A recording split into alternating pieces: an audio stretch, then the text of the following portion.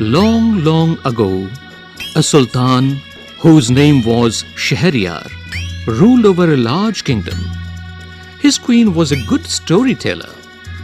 Each night, she would tell a story to the king. She narrated ancient Persian and Arabic folk stories. This is one of the stories from the Arabian Nights.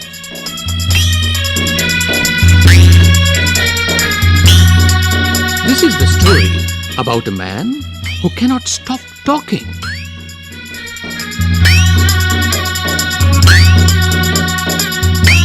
In the city of Kashgar lived a barber who was a great talker. Once the Sultan called the barber to shave his head. The barber started talking non-stop. Instead of shaving him, the Sultan got angry. "When are you going to stop talking and begin to do your work?"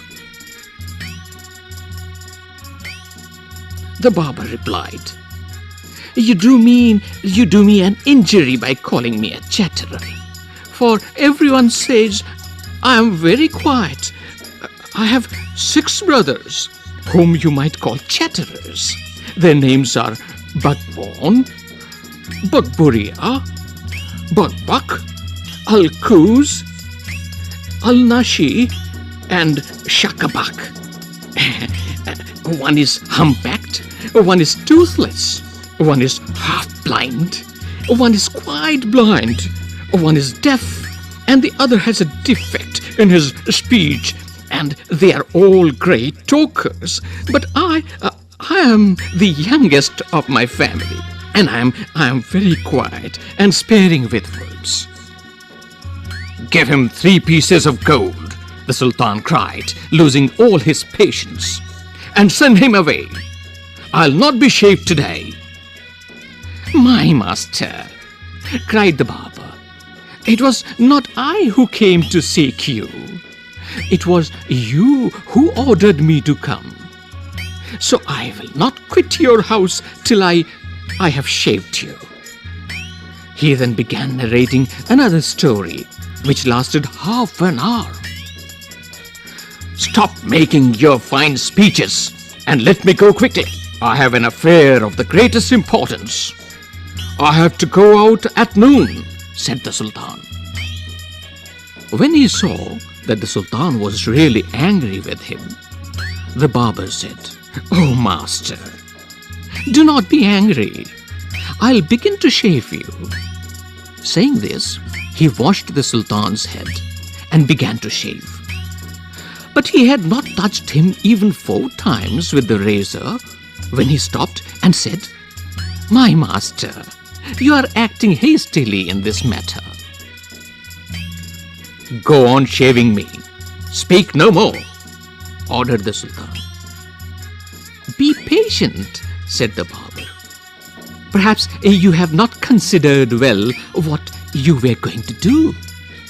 I wish you could tell me what this matter of great importance is all about, and then I'll give you my opinion on it."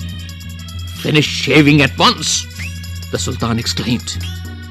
But instead of doing this, the barber left the Sultan half-shaved to go and see what time it was. "My patience is exhausted," the Sultan cried. "Be calm, my master, and you shall be shaved in a moment," said the barber. And saying this, he continued shaving the Sultan. But while he was doing this, he could not help talking. "If you could inform me what this important affair is, I would give more advice which you might find useful," he said. The Sultan was completely fed up by now and decided to satisfy the barber. He told him that he was giving a feast to some friends at noon, which was why he was in a hurry to leave. When the barber heard the Sultan mention a feast, he exclaimed, "That reminds me. Yesterday, I invited 4 or 5 friends to come to my house today. But I had quite forgotten it. and have not made any preparations for them. The Sultan, who was at the mercy of the barber, was ready to do anything to be rid of him. "Be quick and finish your work," the Sultan replied, "and you shall have all the food that has been prepared for me today." "Please show me the food so that I may judge if it is enough for my 5 friends." "I have enough food for you," the Sultan exclaimed. But he ordered that all the food prepared for his feast be brought in. The barber looked over the food and said, "This is very good, but I shall want some fruit for the dessert also." The Sultan, in desperation, since his head was half-shaved, ordered that the fruits should also be brought in. The barber left off shaving the Sultan to examine each dish separately.